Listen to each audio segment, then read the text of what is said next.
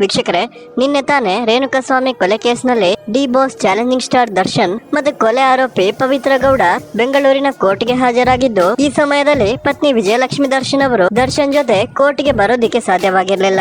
ನಮ್ಗೆಲ್ಲರಿಗೂ ಗೊತ್ತಿರೋ ಹಾಗೆ ನಟ ಡಿ ಬಾಸ್ ದರ್ಶನ್ ಅವರು ಜೈಲಿನಿಂದ ರಿಲೀಸ್ ಆದ್ಮೇಲೆ ತನ್ನ ಮೊಬೈಲ್ ನಂಬರ್ ಮತ್ತು ತನ್ನ ಕಾಂಟ್ಯಾಕ್ಟ್ ಡೀಟೇಲ್ಸ್ ಅನ್ನು ಚೇಂಜ್ ಮಾಡ್ಕೊಂಡಿದ್ದು, ಪವಿತ್ರ ಗೌಡ ದರ್ಶನ್ ಅವರನ್ನ ಸಂಪರ್ಕಿಸಲು ಸಾಧ್ಯವಾಗ್ತಿರ್ಲಿಲ್ಲ.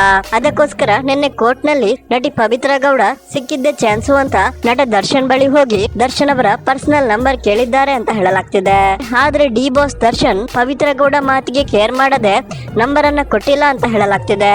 ಹಾಗಾಗಿ ವೀಕ್ಷಕರೇ, ನಿನ್ನೆ ಕೋರ್ಟ್ ನಲ್ಲಿ ಪವಿತ್ರ ಗೌಡ ತುಂಬಾನೇ ಡ್ರಾಮಾವನ್ನ ಸೃಷ್ಟಿ ಮಾಡಿದ್ದು, ಮಾಧ್ಯಮಗಳಿಗೆ ಸುಳ್ಳು ಮಾಹಿತಿಯನ್ನ ಕೂಡ ಕೊಟ್ಟಿದ್ದಾರೆ. ಅದೇನಂದ್ರೆ, ಪವಿತ್ರ ಗೌಡ ಕೈಯನ್ನ ಹಿಡಿದು ನಟ ದರ್ಶನ್ ಅವರು ನಡೆದುಕೊಂಡು ಬಂದಿದ್ದಾರೆ ಅನ್ನುವ ಸುಳ್ಳು ಮಾಹಿತಿಯನ್ನ ಕೂಡ ಪವಿತ್ರ ಗೌಡ ಮಾಧ್ಯಮಕ್ಕೆ ಕೊಟ್ಟಿದ್ದು, ಇದು ಡಿ ಬಾಸ್ ದರ್ಶನ್ ಅವರ ಫ್ಯಾನ್ಸ್ ಕೆಂಗಣ್ಣಿಗೆ ಕಾರಣವಾಗಿದೆ. ವೀಕ್ಷಕರೇ, ಇವತ್ತು ಕೂಡ ನಟಿ ಪವಿತ್ರ ಗೌಡ ದರ್ಶನ್ ಮನೆಗೆ ಭೇಟಿ ನೀಡಿದ್ದು, ದರ್ಶನ್ ನಂಬರ್ ನೀಡಲೇಬೇಕು ಅಂತ ಒತ್ತಾಯ ಮಾಡಿದ್ದಾರೆ ಅಂತ ಹೇಳಲಾಗ್ತಿದೆ. ಇವತ್ತು ಬೆಳಗ್ಗೆ 6 ಗಂಟೆ ಹೊತ್ತಿಗೆ ನಟ ದರ್ಶನ್ ಮನೆಗೆ ಪವಿತ್ರ ಗೌಡ ಭೇಟಿ ನೀಡಿದ್ದು, ದರ್ಶನ್ ಅವರ ಭೇಟಿ ಮಾಡಲೇಬೇಕು ಅಂತ ಒತ್ತಾಯ ಮಾಡಿದ್ದು, ಆದ್ರೆ ದರ್ಶನ್ ಅವರು ನಿನ್ನೆ ಡೈರೆಕ್ಟ್ ಆಗಿ ಕೋರ್ಟ್ ನಿಂದ ಮನೆಗೆ ಬಾರದೆ ತನ್ನ ಪತ್ನಿ ವಿಜಯಲಕ್ಷ್ಮಿ ದರ್ಶನ್ ಅವರ ಅಪಾರ್ಟ್ಮೆಂಟ್ ಗೆ ಹೋಗಿರುವ ಕಾರಣ ಇವತ್ತು ದರ್ಶನ್ ಮನೆಯಲ್ಲಿ ಯಾರು ಇರದೆ ಪವಿತ್ರ ಗೌಡ ಮತ್ತೆ ಬೇಸರದಿಂದ ವಾಪಸ್ ಆಗಿದ್ದಾರೆ ಅಂತ ಹೇಳಲಾಗ್ತಿದೆ. ವೀಕ್ಷಕರೇ, ನಟ ದರ್ಶನ್ ಅವರು ಯಾವತ್ತೂ ಕೂಡ ವಿಜಯಲಕ್ಷ್ಮಿ ದರ್ಶನ್ ಅವರನ್ನ ಬಿಟ್ಟು ಪವಿತ್ರ ಗೌಡ ಜೊತೆ ಹೋಗಬಾರ್ದು ಅನ್ನೋರು ಈ ವಿಡಿಯೋಗೊಂದು ಲೈಕ್ ಕೊಟ್ಟು ಜೈ ಡಿ ಬಾಸ್ ಅಂತ ಕಮೆಂಟ್ ಮೂಲಕ ತಿಳಿಸಿ.